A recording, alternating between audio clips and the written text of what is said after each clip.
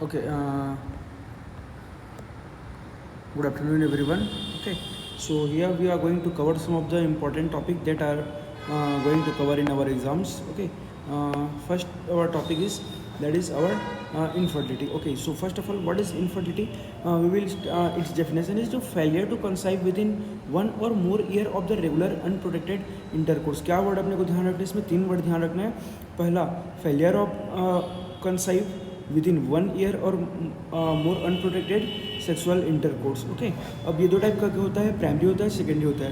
Primary क्या होता है? जो थ्रू आउट लाइफ एक बार भी कंसाइव नहीं हुई है तो उसको अपन प्राइमरी बोलेंगे. और अगर एक बार कंसाइव, एक या एक से ज़्यादा बार कंसाइव हो चुके हैं तो उसको अपन सेकेंडरी बोलेंगे. ओके, फिर हम अपन देखेंगे factor essential for the conception. क्या क्या फैक्टर कंसेप्शन के लिए इसेंशियल होते हैं? तो सबसे क्या क्या फैक्टर होगा, अपन इसको सिंपली डायग्रामेटिक वे से याद रखेंगे.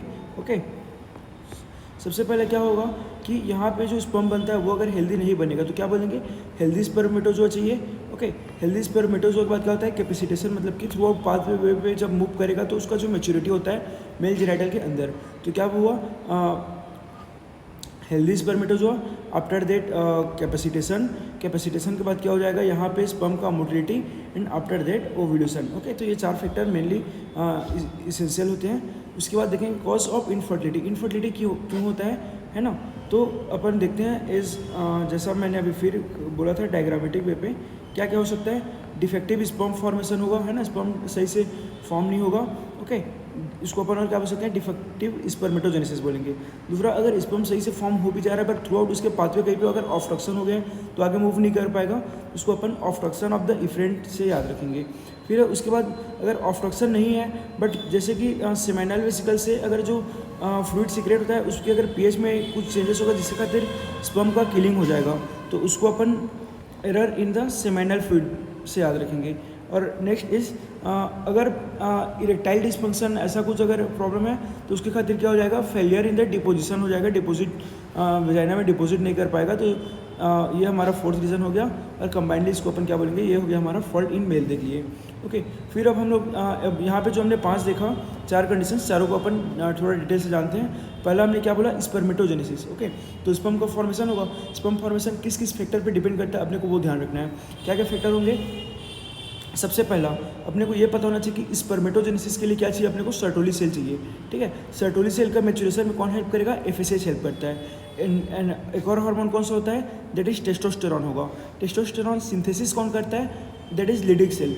बट लिडिक सेल के मैच्योरिटी के लिए क्या चाहिए? Luteinizing hormone. तो कंक्लूसिवली अपन 2 चीज़ बोल सकते हैं कि ल्यूटनाइजिंग हार्मोन और फॉलिकुलर एफएसएच हार्मोन जो होते हैं ये दोनों सर्टोली सेल को मैच्योर करने में हेल्प करेंगे, जिसके खातिर हमारा स्पर्मेटोजेनेसिस होगा पहला काम. दूसरा काम और क्या हो सकता है? That is androgen binding protein और इनहिबिन भी सीक्रेट करता है. इनहिबिन भी क्या करेगा? जो एफएसएच का जो सीक्रेशन था उसको फीडबैक मैकेनिज्म से इनहिबिट कर देगा सीक्रेशन को उसके. ओके, नेक्स्ट इज ओके, हाँ, तो क्या याद रखना है अपने को कि एलएच आया. एलएच क्या क्या? लिडिक सेल पे एक्ट किया, टेस्टोस्टेरॉन सीक्रेट कराया, वो सर्टोली सेल पे एक्ट करेगा. फिर एफएसएच जो है वो भी सर्टोली सेल पे एक्ट करेगा, स्पर्मेटोजेनेसिस करेंगे. एंड्रोजन बाइंडिंग प्रोटीन और इनहिबिन भी हमारा सीक्रेट होगा. ओके, ड्यूरेशन ऑफ स्पर्मेटोजेनेसिस क्या होता है? 74 होता है. अब अपने को याद रखना है कॉज ऑफ मेल इनफर्टिलिटी, है ना. तो मेल इनफर्टिलिटी में 40 to 50% केस आइडियोपैथिक होता है और 30 to 40% केस में गोनाइडल डिसऑर्डर होता है. मतलब अपन सिंपली ये समझ सकते हैं कि अगर कज है तो वो मेल में गोनाइडल डिस्फंक्शन ही हो सकता है. फिर क्या है? HPA डिफेक्ट होता है बट रेयर होता है. ओके, नेक्स्ट क्या हमने क्या पढ़ा? यहाँ पे हमने पढ़ा डिफेक्टिव स्पर्मेटोजेनेसिस. अब नेक्स्ट क्या देखेंगे अपन? इफरेंट डक्ट में ऑब्स्ट्रक्शन जैसा हमने पढ़ा था. तो ये कौन से केस में अपने को देखने मिलेगा? आइदर टीवी के केस में या हर्नियोरेफी करते हैं उसमें भी होता है. Next is young syndrome. Young syndrome क्या होता है? ब्रोंकिएक्टेसिस प्लस एपिडाइडमिस का ऑब्स्ट्रक्शन, है ना. अपन क्या यहाँ पे हिटिंग लगे थे? Obstruction of efferent duct. Okay, next is क्या है? फेल इन डिपोजिशन. तो फेल इन डिपोजिशन कौन से केस में हो सकता है? आइदर हाइपोस्पेडियस होता है या तो फिर इरेक्टाइल डिस्फंक्शन होगा और आइदर इजैकुलेटरी डिफेक्ट होगा, तो वो भी रीज़न हो सकता है. Okay, next is the error in the seminal fluid. Seminal fluid में क्या क्या एरर हो सकता है? ओके, सेमिनल फ्लूइड में प्रेजेंट क्या क्या रहता है? पहला चीज़ क्या होता है? फ्रक्टोज प्रेजेंट होगा जो कि as a source of nutrition होता है स्पर्म के लिए. नेक्स्ट इज अगर उसका अनड्यू विस्कोसिटी बढ़ जाएगा तो क्या होगा? मोटिलिटी डिक्रीज हो जाएगा. या फिर हाई प्रोस्टाग्लैंडिन या फिर लो वॉल्यूम, अगर वॉल्यूम भी अगर लो होता है तो ये सारे फैक्टर्स होते हैं जो कि सेमिनल वेसिकल्स के इफेक्ट कर सकते हैं। फिर अपने को देखना है cause of the male infertility क्या क्या होगा, तो अपन इसको याद रखेंगे pre testicular cause, testicular cause ऐसे करके। ओके, सबसे पहले देखते हैं प्री टेस्टिकुलर कॉज में क्या क्या आएगा, है ना। तो क्या हो सकता है, फर्स्ट इज एंडोक्राइनल कॉज। तो एंडोक्राइनल कॉज में क्या हो सकता है, अपने को सारे एंडोक्राइन ग्लैंड को सिक्वेंशनली अपने को याद रखना है। ओके, सबसे पहला दैट इज अवर गोनेडोट्रोपिन जो होता है, जो कि आके गोनेड्स को डेवलपमेंट में हेल्प करेगा।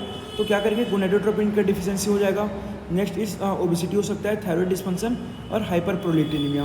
Okay, what is psychosexual, that is erectile dysfunction हो सकता है या इंपोर्टेंस हो सकता है। और ड्रग में क्या हो सकता है, anti hypertensive as well anti psychotic drugs हो सकते हैं।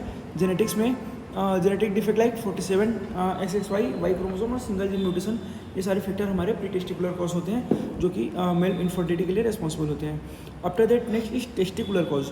टेस्टिकुलर कॉज में क्या हो जाएगा, इसको अपने को एज यूजल सिक्वेंसनली याद रखेंगे। देख, फर्स्ट इज आवर कटरजेनस सिंड्रोम, क्या होता है, जिसमें जो हमारे बॉडी का सीलिया होता है वो इमोटाइल हो जाएगा, जिसके खातिर स्पर्म का मोटिलिटी आगे नहीं हो पाएगा, है ना।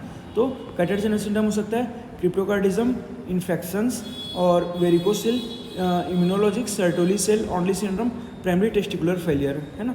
ये सारे हमारे सिम्टम्स हो गए। ओके, आगे बढ़ते हैं। Next is our post testicular obstruction.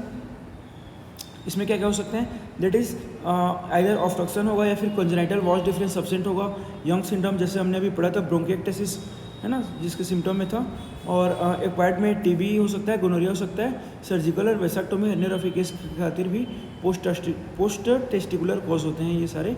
Okay, other में क्या क्या हो सकते हैं, इजेकुलेटरी फेलियर हो सकता है या रेट्रोग्रेड इजेकुलेशन, हाइपोस्पिडेसिस, ब्लेडर नेक सर्जरी होंगे। ओके, ये तो हो गए मेल कॉज।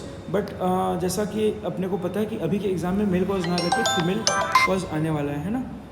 तो उसमें हम क्या रखेंगे, फीमेल कॉज में होगा क्या क्या रखेंगे एज यूजुअल, जैसा कि हमने ये हमारा डायग्रामेटिक वे पे, इसको भी अपन फिर से याद रखने वाले हैं। ओके, सबसे पहले क्या होगा, ओवेरी में डिफेक्ट आ सकता है, ओवुलेटरी डिस्फंक्शन। ओके, और ट्यूब में रहेगा डिफेक्ट तो क्या बोलेंगे, tubal dysfunction. After that uterus में रहेगा तो यूटाइन फैक्टर, सर्वाइकल फैक्टर और पेल्विक फैक्टर। ओके, अब अपन देखते हैं ओव्यूलेशन के लिए। तो ओव्यूलेशन के लिए अपने को पता है मेन 2 हार्मोन होते हैं, एलएच होता है, एफएसएच होता है। ओके, फिर उसके बाद क्या होता है, ओके, तो एलएच में क्या होता है, फंक्शन एलएच का होता है अपने oocytes का ल्यूटेलाइसिस, है ना। तो अपन एलएच डिफेक्ट से ही ल्यूटेलाइसिस को याद रखेंगे। एंड नेक्स्ट इस एक एक्स्ट्रा हार्मोन है प्रोलेक्टिन, तो वो अगर इंक्रीज हो जाएगा तो हाइपर प्रोलेक्टिन में हो जाएगा। और देखो एफएसएच का काम क्या है, फॉलिकल का डेवलपमेंट। तो एफएसएच के लिए क्या याद रखेंगे, एफएसएच के जो है वो फॉलिकुलोजेनेसिस कराता है, तो डिफेक्टिव फॉलिकुलोजेनेसिस हो सकता है। अगर फॉलिकल डेवलप नहीं होगा तो उसके खातिर एनिवुलेशन भी हो सकता है। और फाइनली oocytes का जो मैच्योरेशन है वो भी हमारा इफेक्ट होगा। ओके, फिर ट्यूबल डिस्फंक्शन में क्या होगा, तो ट्यूबल डिस्फंक्शन में क्या क्या हो सकता है, इधर देखो पहला तो इसका अगर सराउंडिंग स्ट्रक्चर से अधेशन हो जाएगा तो उसके खातिर डिफेक्ट हो सकता है। ट्यूबल का मोटिलिटी में प्रॉब्लम हो सकता है, ऑब्स्ट्रक्शन हो सकता है, या फिर फिमराई पिकअप में डिफेक्ट हो सकता है, और पेल्विक में अधेशन भी हो सकता है ना। तो ये सारे रीजंस हो सकते हैं ट्यूबल में। ओके, हमने ओवुलेटरी देख लिया, ट्यूबल देख लिया। ओके, नेक्स्ट अब क्या देखने वाले हैं, सर्वाइकल, यूट्राइन और पेल्विक एंडोमेट्रियोसिस, सबको अपन कंबाइनली ये फैक्टर्स को देखने वाले हैं। क्या क्या हो सकता है, लाइक मैक्रोफेज का, अगर मैक्रोफेज सेल इंक्रीज हो जाएंगे, है ना, जिसके खातिर स्पर्म का किलिंग हो सकता है, या तो फिर पीएच में कुछ डिफेक्ट हो सकता है, और डिस्पेरोनिया हो सकता है। अदर ये सारे केस होते हैं। तो it's all about first lecture, that is our infertility. Okay, thank you.